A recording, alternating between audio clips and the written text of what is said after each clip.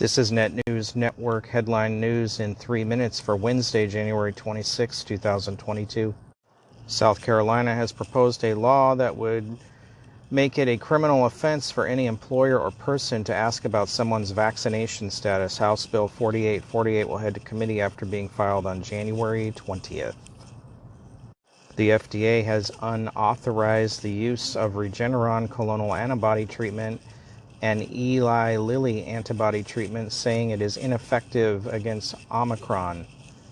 The vaccine is also ineffective against Omicron. Are they going to unauthorize that? In new video released from the January 6th Capitol riot, it shows Ashli Babbitt begging a police officer to call for backup and then punching a rioter seconds before she was shot. There is definitely more to this story. The lack of investigation and information released on this officer-involved shooting is troubling. Any other officer-involved shooting of a person unarmed would call for the officer to be fired. Can you imagine if this had been a white cop shooting a black man?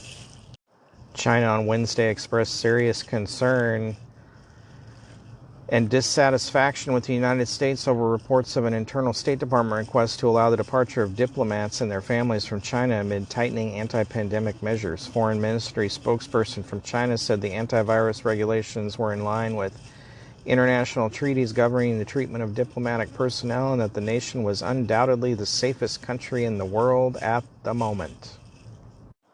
The GOP introduced a bill on Tuesday that would prevent the federal government from tracking information on individuals who receive a religious exemption to the coronavirus vaccine. The bill comes after the Pretrial Services Agency for the District of Columbia, a federal entity, announced a system recording personal religious information of employees with religious accommodation requests for religious exception from the federally mandated vaccine requirement.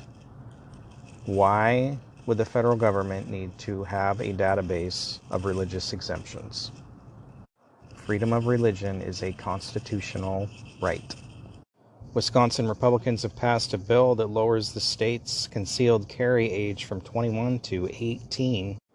Democrat propaganda says this will allow high school students to bring guns onto campus.